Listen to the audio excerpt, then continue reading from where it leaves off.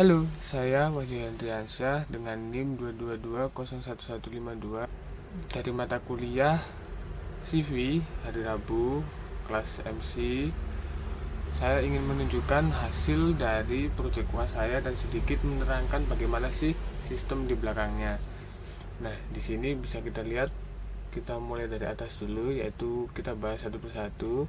Ada from Tesseract import output. Apa sih yang sebenarnya from Tesseract import output ini lakukan? Nah, dia melakukan impor konstanta output dari pustaka Tesseract output untuk menentukan format hasil dari OCR. Nah, untuk apa sih output itu? Akan ada sendiri penjelasannya, karena untuk nanti kan ada sebenarnya digunakan sebagai apa output itu.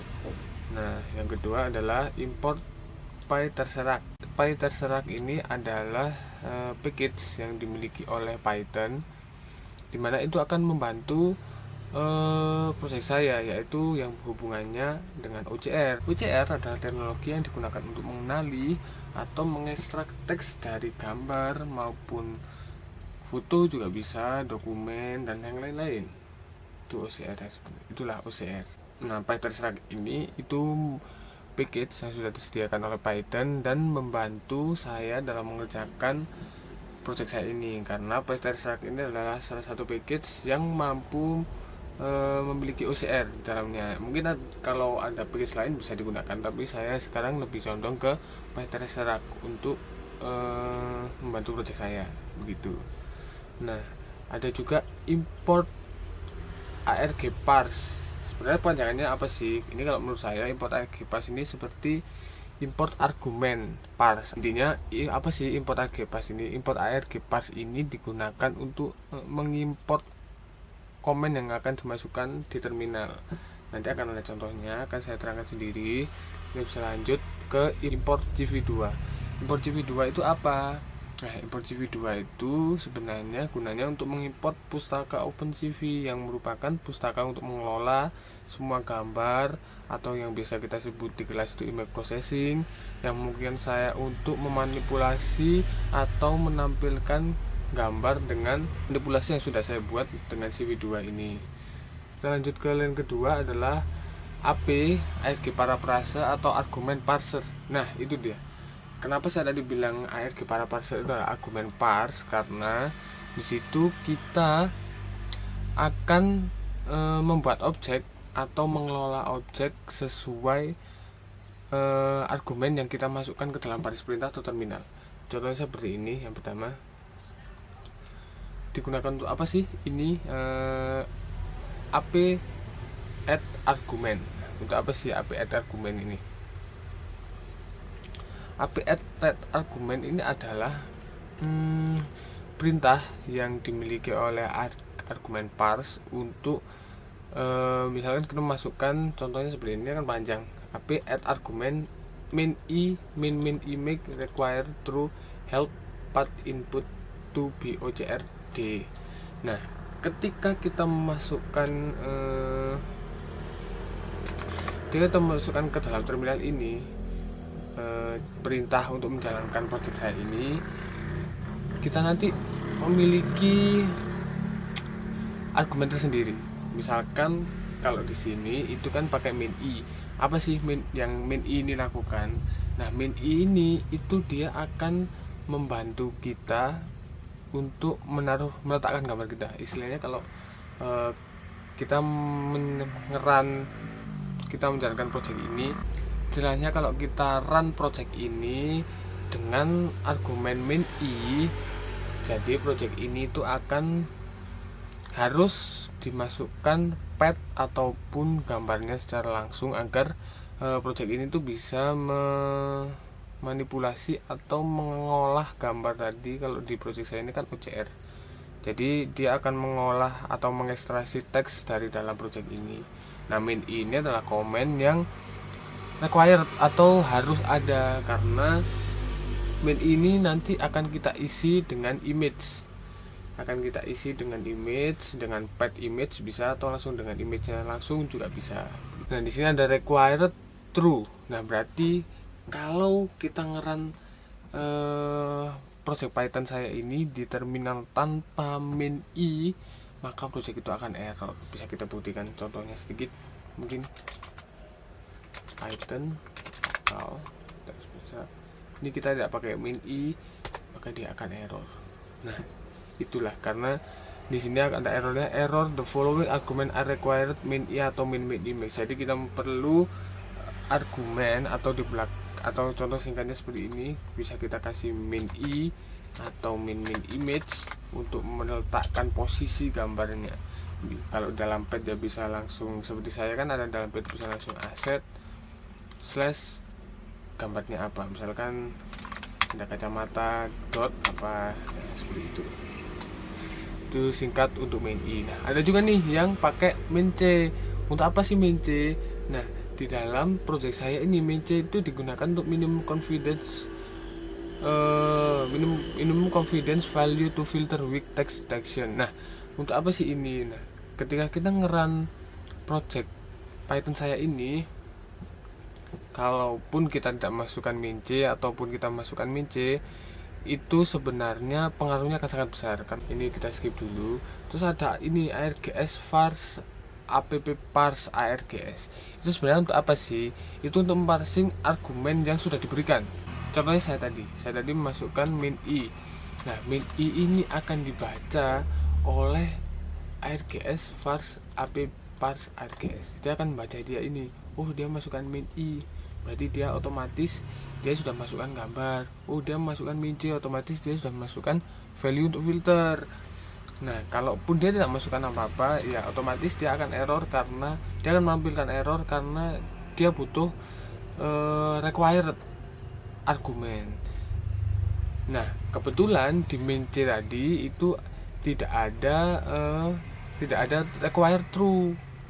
Jadi maupun tanpa min c itu pun nggak masalah, karena dia itu sebenarnya nggak required, nggak mandatory lah istilahnya. Sekarang kita langsung beralih ke image CV2 Emrit. Digunakan sebagai apa sih image CV2 Emrit ini? Nah, ini tuh digunakan sebagai dia akan memuat gambar dari jalur yang sudah diberikan argumen tadi. Nah, kita kan udah memasukkan min i untuk meletakkan image, patch image atau bisa langsung. Nah, dia akan dimasukkanlah ke dalam situ. Jadi CV2 ini akan membaca argumen min i atau min image yang sudah dimasukkan tadi. Nah, yang kedua adalah RGB CV2 CVD color. OCR atau yang saya jelaskan OCR tadi atau pendeteksi teksnya itu memerlukan gambar itu harus jadi RGB. Jadi bukan BGR lah istilahnya, blue, green, red. Jadi di sini dia akan dirubah menjadi RGB karena itu yang required mandatorinya si PyTorch ini. Sementara yang saya ketahui seperti itu. Mungkin kedepannya project ini ketika sudah dikembangkan mungkin ada lagi cara yang lebih simpel begitu.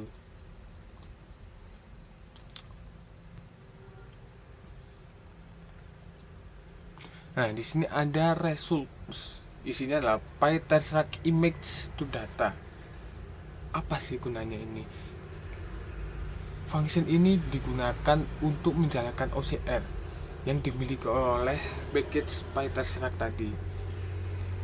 Nah, dalam function inilah gambar itu nanti akan diolah untuk diambil teksnya atau didetek teksnya dari gambar dimasukkan, terus diolah dari dari blue green red menjadi red green blue atau BGR ke RGB.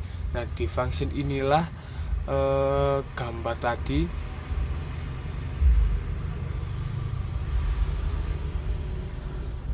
dari function inilah gambar tadi itu akan diolah, atau istilahnya OCR itu akan bekerja di function ini karena dia akan mulai mendeteksi teks-teks yang ada, dia akan mengambil teks-teks yang ada. Intinya ketika gambar itu di OCR oleh PyTorch ini, output.dict ini akan output DICT atau output dictionary ini akan ngambil setiap kata kunci yang ada dalam OCR, akan diolah dengan kode program yang ada di bawahnya, yang yaitu dia akan mengulang sebanyak teks yang ada, sebanyak dia mendeteksi teks itu. Jadi dia akan mengulang dan memastikan bahwa dia melalui semua hal yang ada di dalam results ini atau yang ada di dalam gambar yang sudah diolah oleh OCR ini. Nah, di bawahnya sendiri ada left top with height. Untuk apa sih ini sebenarnya left top with height yang ada ini? Nah, left sendiri itu akan digunakan untuk mengambil koordinat X dari sisi kiri teks yang sudah dideteksi atau hasil dari OCR-nya tadi. X result left ini dia akan mengambil koordinat X dari sisi kiri kotak, yang dimana sisi kiri kotak yang dimaksud ini adalah misalkan dia mendeteksi sebuah teks di situ, dia akan mengambil sisi kiri batas dari teks itu. Nah, apa sih top itu? Top itu sendiri dia akan mengambil koordinat Y dari atas kotak atau dari atas teks yang sudah dideteksi. Nah, selanjutnya width itu apa sih? Dia akan mengambil lebar dari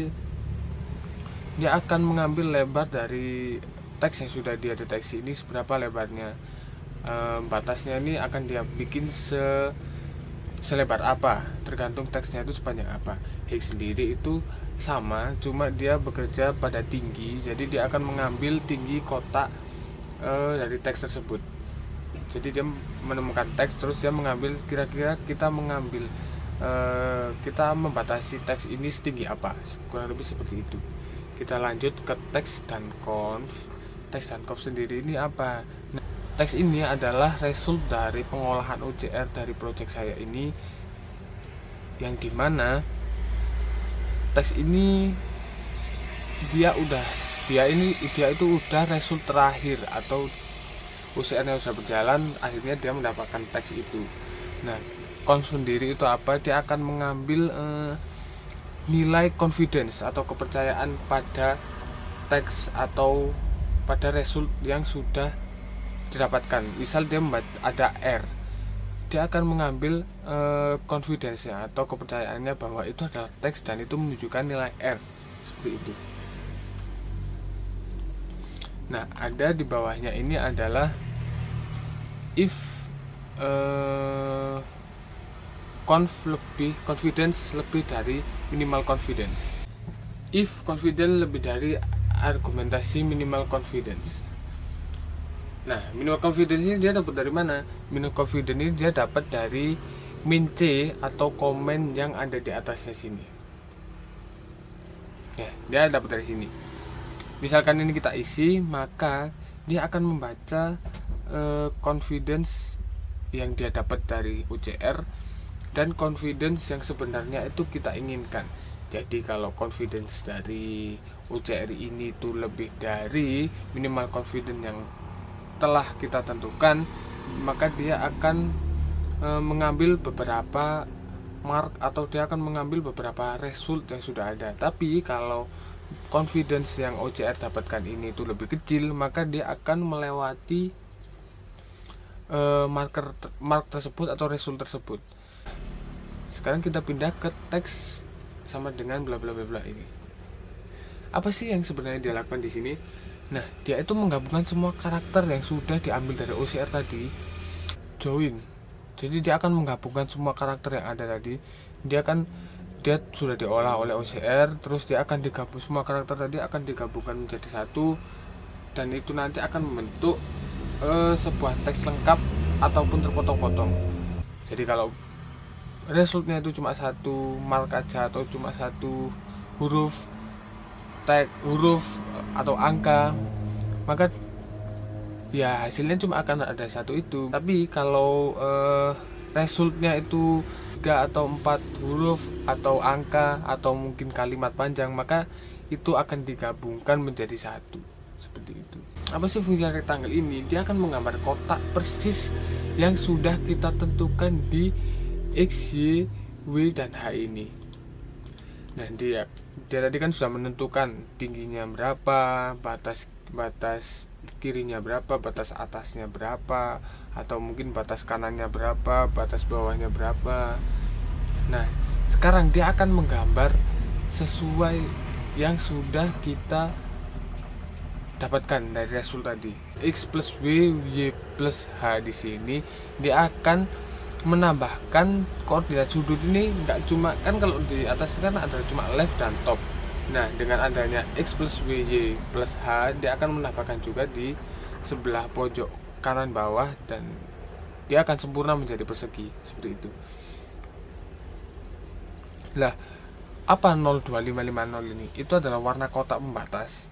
Ya, sebenarnya itu bisa diganti nanti, bisa mau diganti warna sesuka hati. Itu gantinya di 0,255 dan 0 ini. Untuk apa sih dua yang ada di akhir? Dua itu adalah menentukan seberapa tebal garis yang kita buat, atau menentukan seberapa tebal gambar persegi yang sudah jadi, seperti itu. Kita jalan ke proses yang terakhir, CV2M Show, yang sebelumnya sudah sering kita pelajari di kelas, yaitu dia akan menampilkan gambar yang sudah diproses oleh pemrosesan yang sudah kita buat, atau kalau di project Wasaya ini dia akan memunculkan gambar yang sudah diolah oleh OCR yang ada. Nah, ada yang menarik yaitu CV2 White Key. Di sini dia itu sebenarnya dia tidak akan menutup result yang ditampilkan, atau dia tidak akan menutup IM show yang ada selama kita belum menekan keyboard kita, atau kita melakukan, kalau di case yang ada ini adalah ketika kita menekan keyboard maka dia akan menutup gambar itu. Cuman kalau white key nya itu tidak ada, ketika project running, project muncul, atau project selesai, dia tidak akan muncul apa-apa karena dia keluar langsung menutup. Nah, white key di sini adalah kuncinya.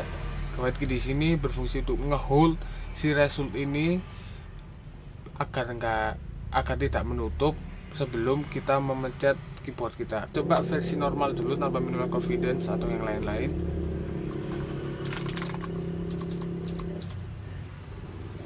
Nah, kita ambil contoh. Saya sudah menyiapkan banyak aset sebenarnya. Salah satunya ada kacamata di sini. Bukan sponsor ya, mohon maaf. Ini kebetulan punya teman saya, jadi teman saya membeli ini, terus saya melihat kok ada beberapa huruf di sana, jadi saya ambil, mohon maaf.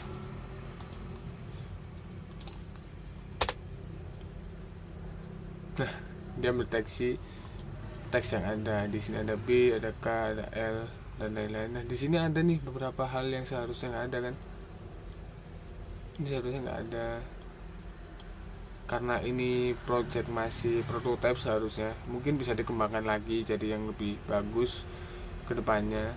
Seperti itu untuk project Wasaya. Mohon maaf kalau ada kekurangan, karena sekali lagi ini adalah project prototype. Mungkin nanti ke depannya bisa dikembangkan lagi untuk hasil yang lebih maksimal. Untuk kekurangannya saya mohon maaf, untuk salah kata, dan mohon maaf untuk kebisingan yang ada karena kebetulan rumah saya di samping jalan. Mohon maaf. Sekian dari saya, terima kasih.